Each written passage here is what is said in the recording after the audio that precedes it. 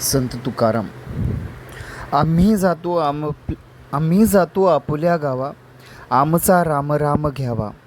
आम्ही जातो आपुल्या गावा, आमचा राम राम घ्यावा. तुमची आमची हीची भेटी, येथून या जन्म तुटी. आता असो द्यावी दया, तुमच्या लागत से पाया. येता निजधामी कोणी, विठ्ठल विठ्ठल बोलावानी.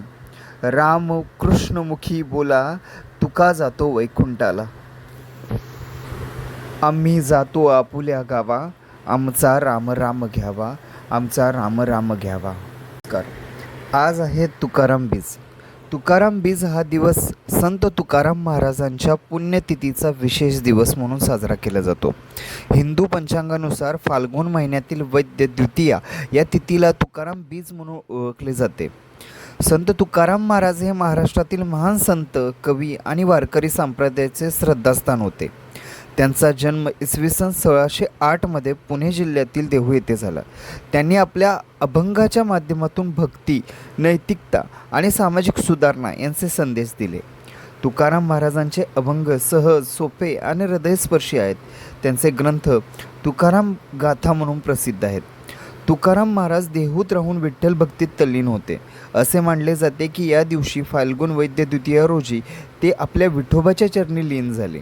या दिवशी त्यांचा संजीवनी समाधी सोहळा झाल्याचा उल्लेख वारकरी संप्रदायात केला जातो. त्यामुळे हा दिवस भक्तांसाठी विशेष पवित्र मानला जातो. तुकाराम बीज निमित्त देहू येथे मोठ्या प्रमाणात भक्तगण एकत्र येतात.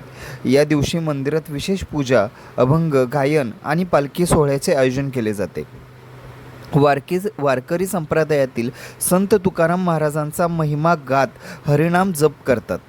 संत तुकाराम महाराजांनी आपले संपूर्ण जीवन समाज प्रबोधन आणि ईश्वर भक्तीमध्ये व्यतीत केले. त्यांच्या अभंगामधून प्रेम, श्रद्धा आणि माणुसकीचा संदेश मिळतो. त्यामुळे तुकाराम बीज हा दिवस केवळ एक पुण्यतिथी नसून त्यांच्या विचारांना स्मरण करण्याचा आणि आपल्या आयुष्यात त्यांचा आदर्श घेण्याचा दिवस आहे. धन्यवाद.